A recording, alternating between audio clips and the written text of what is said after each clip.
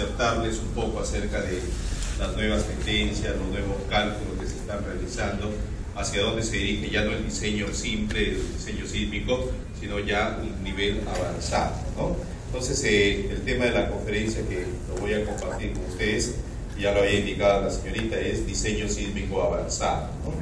Quien les habla es, como había indicado, profesor de 3 universidades extranjeras, una en Bolivia, otra en Colombia y otra en el Ecuador, ¿no? Y próximamente también me están incorporando como profesor en otra universidad boliviana. Estoy viajando mucho en nuestro país también, en las capacitaciones son constantes, todos los viajes. Este fin de semana estaremos en Arequipa y en Tacna, y así todos los fines de semana. La próxima semana nos toca en Cusco también, y así viajamos impartiendo conocimientos. Ha habido algunos ingenieros que se han acercado, que me han dicho que ya me habían visto a través de los videos, y bueno, me agrada pues de que en cierto modo nos pueda ayudar, y qué mejor en esta oportunidad si tenemos la ocasión de disertarles este tema, ¿no? Una de las nuevas tendencias, y con lo cual ya se está diseñando, se está evaluando, es el denominado diseño por desempeño o diseño por performance. Es decir, de lo que se trata es de ver cuán segura va a ser la edificación en un sismo tanto severo, un sismo moderado o un sismo leve. Va a depender de la zonificación en la cual vamos a estar. Es decir, el espectro de diseño que siempre se hace, ya con este tipo de diseño, lógicamente que queda desterrado, ¿no? Pero nuestra norma o la propuesta de norma 2014 nos indica que todavía podemos realizar el análisis estático, análisis dinámico y algunas variantes. Esto del diseño por desempeño todavía no ha sido incorporado, pero en una de las observaciones que se ha hecho a la presente norma es que se incorpore el diseño por performance o desempeño estructural. Para entender un poco del diseño por desempeño, acá en un gráfico se va a esclarecer rápidamente. Nosotros tenemos materiales. Sabemos que por la resistencia de materiales al realizar los ensayos vamos a tener un diagrama esfuerzo-deformación, ¿no? Hasta llegar a la rotura, para concreto como para acero. A partir de este diagrama esfuerzo-deformación se construye un diagrama momento-curvatura. En este diagrama momento-curvatura, luego se va a rotular en los lugares adecuados de acuerdo al FEMA, ¿no? Trabajamos con la norma americana del FEMA. En el FEMA nos indica tanto para vigas o columnas los lugares exactos donde nosotros deberíamos indicarle dónde puede ocurrir la rótula plástica. La rótula plástica, como sabemos, es una alta concentración de esfuerzos que no es disipado y lógicamente que genera daño estructural. Una vez que hemos colocado dichas rótulas, vamos a ver lo que es carga cortante, desplazamiento, y vamos a determinar el nivel de desempeño de la estructura como tal. Es decir, a qué sismo o por qué sismo podría estar siendo diseñado. Acá hay ocupación inmediata, límite de servicio, en fin. Para ello trabajamos con una tabla de doble entrada, que es esta de acá, donde tenemos nivel de sismo de diseño versus nivel de comportamiento esperado, ¿no? Nivel de comportamiento esperado. Es decir, trabajamos con esta tabla que corresponde al Comité Vision 2000, ¿no? La metodología HASUS, ¿no? Acá tenemos los distintos niveles de comportamiento. Por ejemplo, un hospital tiene que quedar totalmente operacional, pudiendo ser diseñado para un sismo raro o para un sismo muy raro. Significa que va a ser muy severo el efecto sísmico que vamos a considerar. Para que quede operacional tenemos acá prácticamente lo que son operacionales categoría B de nuestra norma y categoría C, seguridad de viviendas, por ejemplo, ¿no? Entonces tenemos toda esta tabla de doble entrada para poder indicar cuál va a ser el nivel de desempeño que yo quiero y para qué sismo estoy diseñando, ¿no? Para qué sismo estoy diseñando. Acá tenemos la aplicación de este nivel de desempeño, el análisis por desempeño. Acá en un sector de la Esperanza Baja de nuestra ciudad, ¿no? En total se tenía 19.265 viviendas por evaluar, pero sabemos que evaluar esa cantidad es imposible. Por ello, tenemos que utilizar lo que son netamente los muestreos probabilísticos, ¿no? Utilizando el muestreo probabilístico con un porcentaje de error de solamente el 5%, es que elegimos un total de 238 viviendas, ¿no?, del estilo del sistema categoría común, ¿no? Luego, para poder evaluar estructuralmente, es decir, cuando al ingeniero le van a pedir evalúe el diseño de un colegio emblemático, se va a tener que realizar con esta metodología del diseño por desempeño, que tiene dos formas de análisis. Una de ellas es el estático no lineal y la otra es el dinámico no lineal, ¿no? El dinámico no lineal. El más común y el más sencillo para poder aplicar es lógicamente el estático no lineal, o conocido como el método pushover, ¿no? Pushover para el cálculo estructural. Hicimos también el dinámico, pero el espectral, ¿no? Ahí tenemos los resultados solamente para el espectral. Miren ustedes los resultados que tuvimos acá en la Esperanza parte baja. Podemos ver que para los niveles de sismos esperados, este es nivel bajo, moderado y severo, en todos ellos no pasó. Vamos al diseño por desempeño, el estático no lineal, y lógicamente ubicamos las rótulas plásticas, todo el proceso que hemos indicado. Para el nivel de sismo bajo tampoco pasó. Resultado en concreto armado. En albañilería efectuamos lo mismo.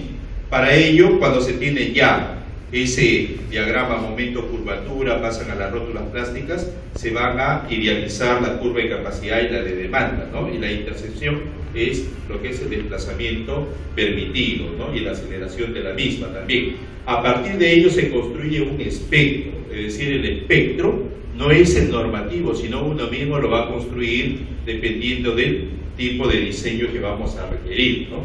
Acá tenemos para el severo, para el intermedio y el bajo, para albañilería. También en albañilería, el resultado no pasa de una gran escala. Al final, en este estudio de vulnerabilidad de todas estas viviendas, porcentajes. Vulnerabilidad alta significa que ante un comportamiento de un sismo van a fallar estas edificaciones el 54% de las viviendas de ese sector, 54%. Vulnerabilidad media el 21% y vulnerabilidad baja el 26%. Son cifras alarmantes, pero también son reales, es decir, eso nos conlleva a que nuestro colegio profesional, las organizaciones como son las municipalidades, trabajemos en una forma mucho más concatenada, de evitar este tipo de diseños que lo único que van a generar es pérdidas materiales y pérdidas de vidas humanas, ¿no? Otra de las formas de cálculo hoy en día, en el concreto nosotros utilizamos en nuestra norma el 5% de amortiguamiento, pero si nosotros salimos un poquito del parámetro nacional y nos vamos un poquito al universo internacional, nos daremos cuenta que en el mundo, en Japón, Estados Unidos, en Europa, se hacen investigaciones y está por el orden del 2%. Y ahí sí tenemos que ser bastante claros, ¿no? Siempre se dice los ingenieros, provienen de la palabra de ingenio, creatividad, pero también significa investigación, ¿no? Y la investigación en nuestro país estamos muy mal, ¿no? Eso hay que reconocerlo, ¿no? Los países industrializados invierten mucho en la investigación y en cierto modo nos ayudan a nosotros que carecemos de buenos laboratorios y al mismo tiempo más que todo de personas capacitadas para poder realizar investigaciones serias, ¿no? Miremos el estado en cuanto a lo que son los tipos de amortiguamiento. Conocemos que hay el amortiguamiento de Foulo, el amortiguamiento viscoso, que ya es una realidad en nuestro país también, el uso de sistemas de disipación de energía, ahí está, disipadores y aisladores, ¿no?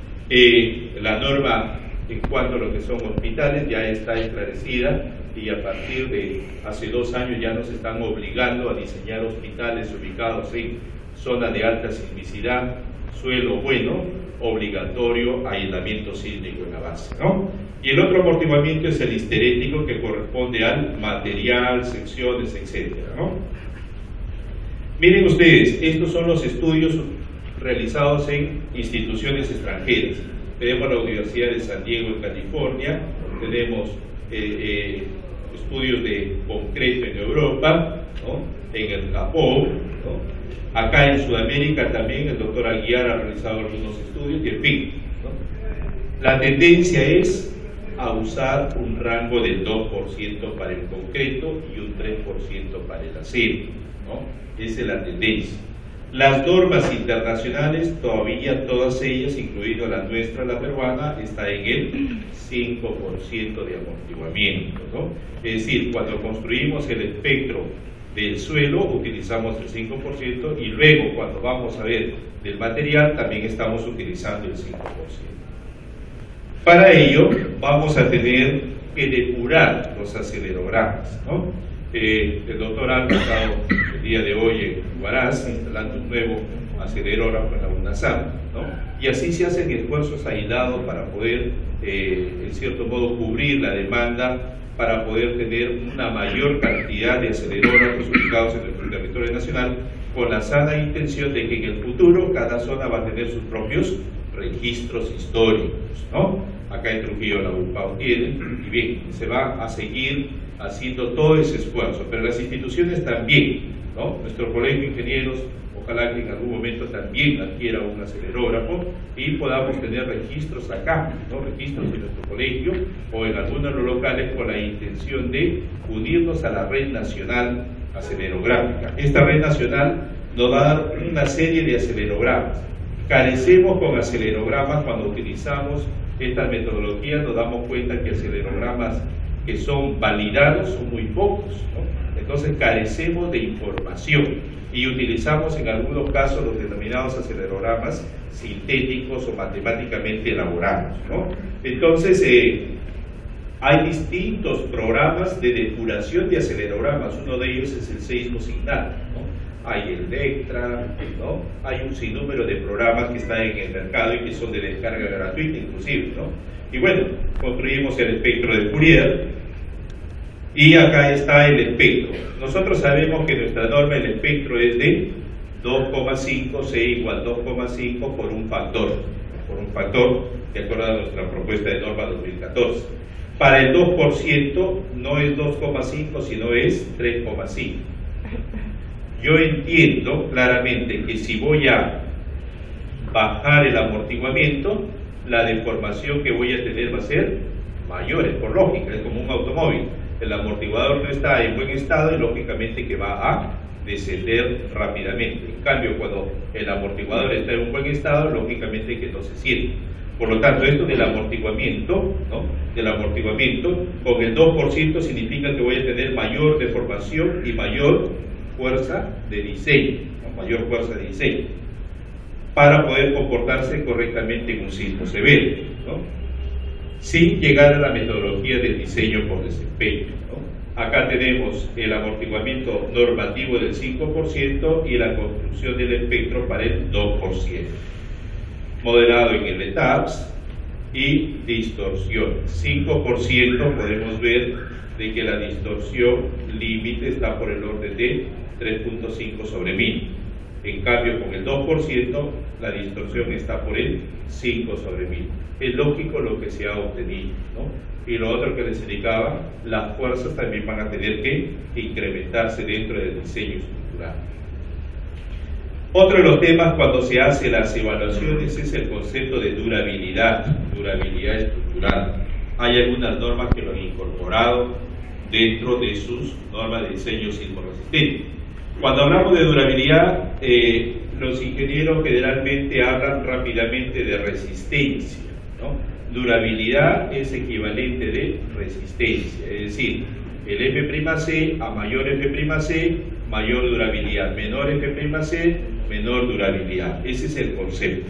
Sin embargo, no entendemos que depende de muchos otros factores también. Entonces, para evaluar, ¿no? Esto se utiliza en los seguros, ¿no? Hay edificaciones ahora, sobre todo lo que son las clínicas ¿no? Se han incorporado los seguros corporativos, ¿no? Estos seguros corporativos, ¿qué es lo que van a tener como ventaja? Que si ocurre un sismo severo y la clínica tiene muchas fallas estructurales, lógicamente el que lo va a cubrir va a ser el seguro. El seguro lo va a cubrir, lo va a reparar o lo va a reforzar correctamente, ¿no? Pero para ello el ingeniero tiene que hacer una evaluación, ¿no? Una evaluación estructural. Para ello hablamos de un concepto que se denomina tiempo de vida útil, ¿no? Este tiempo de vida útil viene a ser el tiempo necesario que la edificación va a estar en pie, ¿no? Y que no requiere ningún reforzamiento por más que existido sismos severos.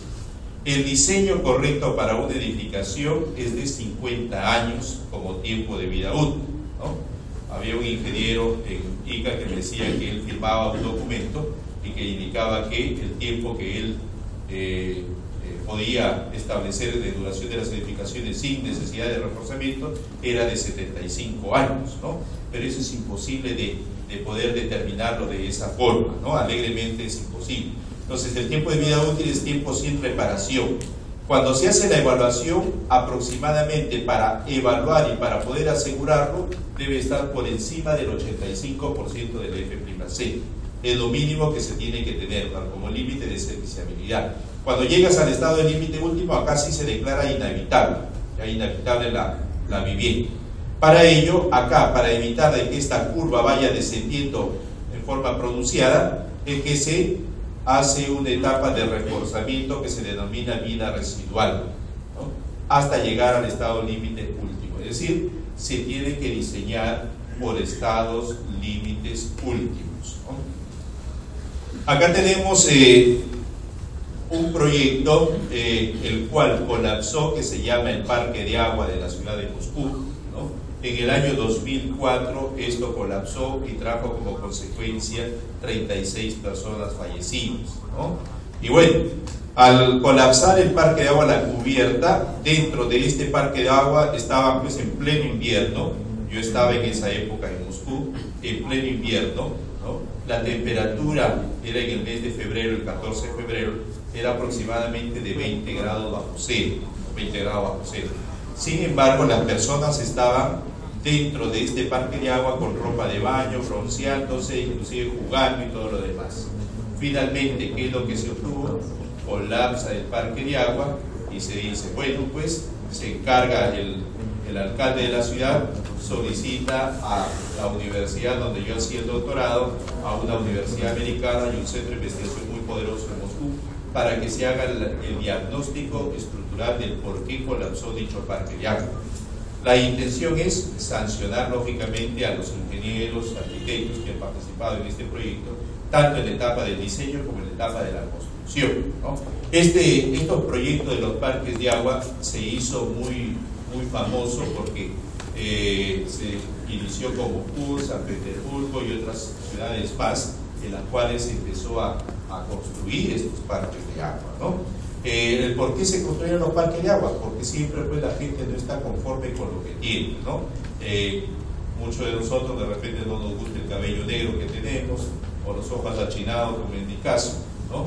Y bueno, les gusta otro tipo de forma de cabello, etcétera, etcétera. Igual, las ciudadanas rusas son muy monas, ¿no? Les gusta mucho el cambio, no les gusta su pelo rubio, les gusta el pelo un poquito oscuro y en fin, ¿no? Entonces, se utilizó estos proyectos para bronceados artificiales. Le encargan a la universidad y recayó bajo la dirección de mi tutor lo que es la evaluación a partir de la universidad como ente, ¿no? De evaluador.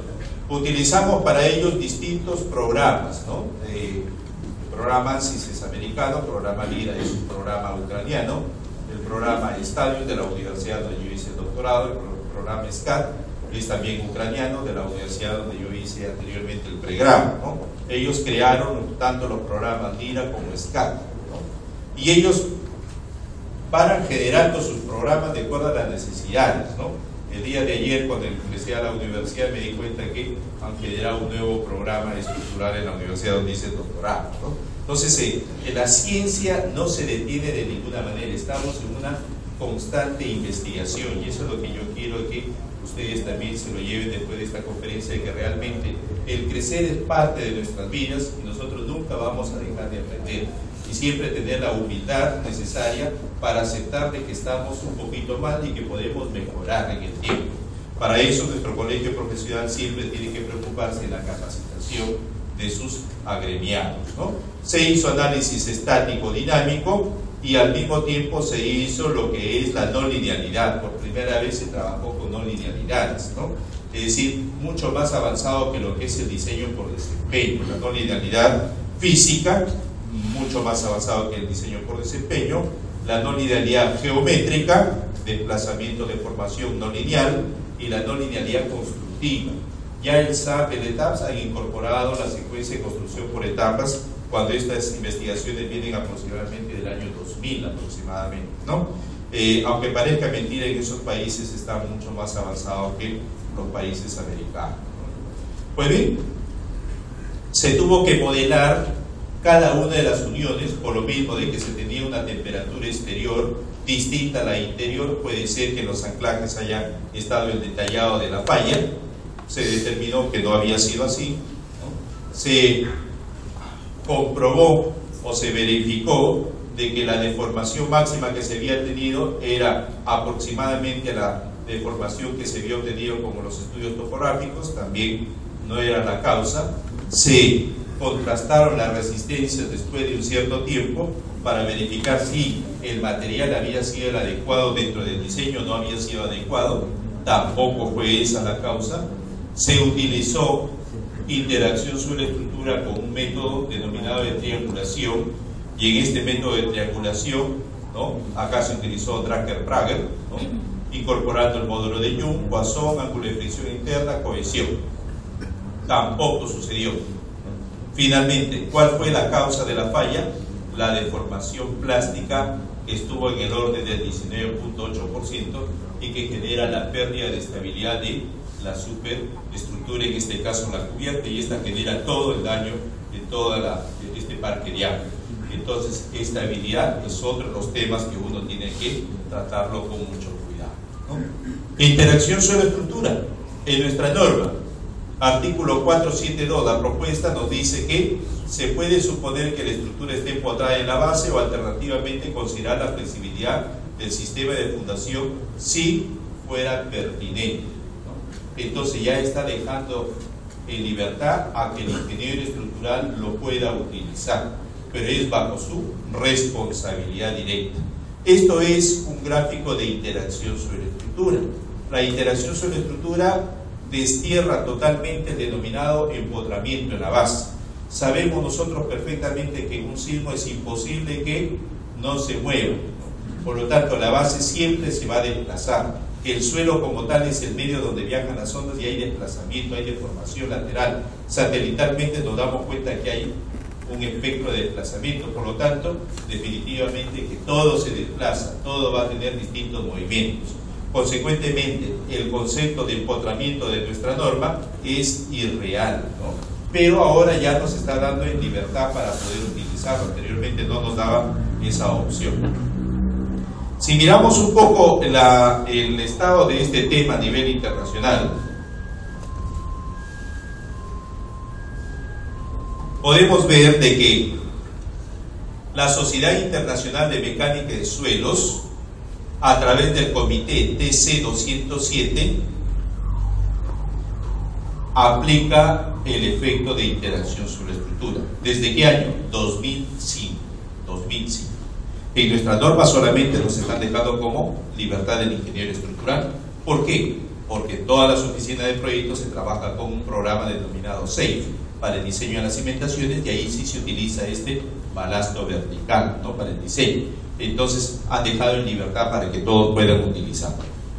Pues bien, este comité desde el año 2005, ya estamos en el tercer periodo, lo sigue dirigiendo el profesor Uliski, que es un investigador de mucho renombre, fue una de las personas que avaló mi disertación doctoral, ¿no?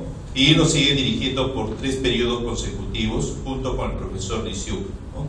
Ellos dirigen los destinos de este centro de investigación. de la interacción suelo-estructura y de este centro de investigación denominado georreconstrucción. Georreconstrucción está dirigido por el profesor Uliski. Ellos han realizado trabajos muy fuertes, como lo que es la restauración del Palacio de Gobierno, el Kremlin, en la Federación de Rusia, en Europa, han realizado distintos trabajos. Ellos se dedican exclusivamente a lo que son monumentos históricos, pero considerando la interacción suelo-estructura. También hacen fábricas, viviendas, centros históricos, construcciones subterráneas, estaciones de metro, teatro, transporte, en fin, ¿no? Anteriormente, con el profesor Uliski, cuando yo estaba en el doctorado, uno le consultaba y él no respondía. Hoy en día, para poder respondernos, lógicamente que primero hay que cancelar 1.000 euros por cada pregunta con el profesor Uliski. Los tiempos han cambiado y su tiempo es de él muy valioso, ¿no?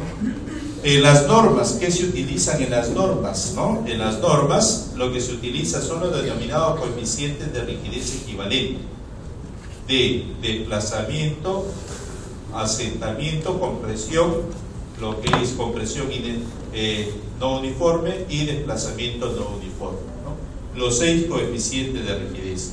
Si nos vamos nosotros acá en el estado sudamericano nada más, nos vamos a Bolivia, Bolivia tiene el efecto de interacción suelo-estructura. Nos vamos a Venezuela, también tiene efecto de interacción suelo-estructura.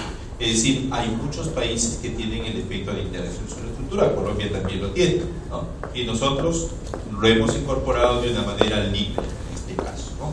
¿Qué es lo que siempre me va a dar la interacción suelo-estructura? Es decir, cuando yo considero al suelo ya no como un factor, sino como un elemento de cálculo. Eso implicaría de que el suelo va a participar activamente dentro del efecto sísmico, ¿no? Y la cimentación va a disipar energía, lógicamente, va a absorber esfuerzo. Se van a incrementar los periodos de vibración, como podemos observar. Las fuerzas se van a tener que reducir, el desplazamiento se incrementa, fuerza se reduce. ¿Qué más vas a obtener con la interacción suelo-estructura? Vas a optimizar estructuralmente. Sabemos que los esfuerzos tienen que ser menores. Por ejemplo, tenemos para una platea un espesor de 40, 50 y 60 centímetros. Todos van hacia arriba, y acá hay 2 modelos que van hacia abajo, que son los correctos. En los modelos validados ya científicamente son modelo de la Federación de Rusia, está validado científicamente, y el modelo del profesor Barca, que fue profesor en la universidad donde yo hice el doctorado, ¿no? Esos modelos están totalmente validados, ¿no? Científicamente hablando, ¿no? Y acá tenemos pues la optimización en cuanto a lo que es el espesor, es decir, con interacción suelo-estructura no solamente vas a hacer el control del funcionamiento, sino que también vas a verificar dicho espesor a través de este efecto de interacción suelo-estructura. ¿Qué otras cosas puedes ver? Sin ir al diseño por desempeño, también vas a poder observar los lugares, por ejemplo, sin interacción empotrada en la base, los esfuerzos de destrucción de von Mises, y por acá no hay absolutamente ningún daño por toda la altura. Sin embargo, cuando consideramos la interacción suelo-estructura, acá estamos viendo ya de que hay un esfuerzo alto en ese lugar.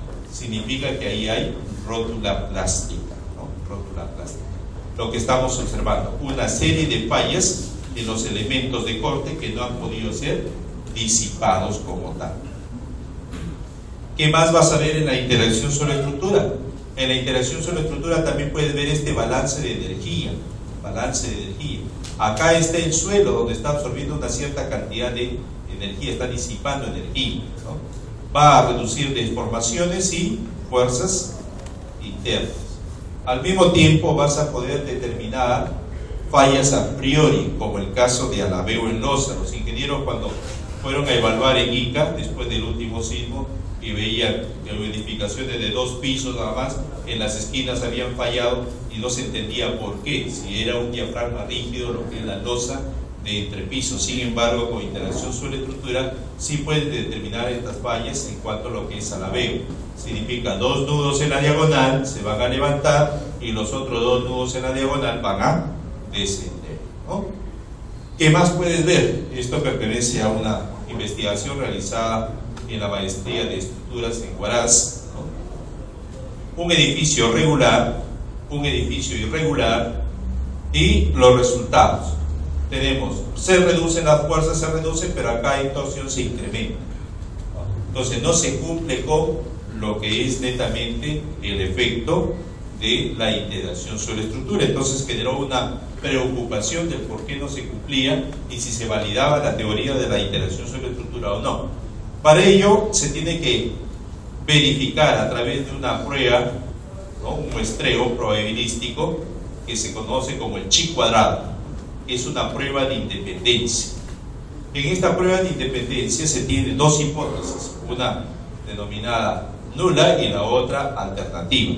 Se calcula el chi cuadrado por esta relación, ¿no? Se tiene que tener un número mínimo de cálculos previstos mayor a 30 para ubicar esta prueba de probabilística del chi cuadrado con un 5% de error.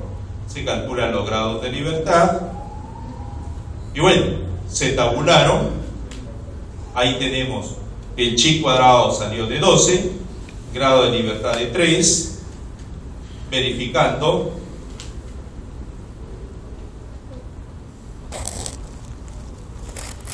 ahí, pueden pasar mejor la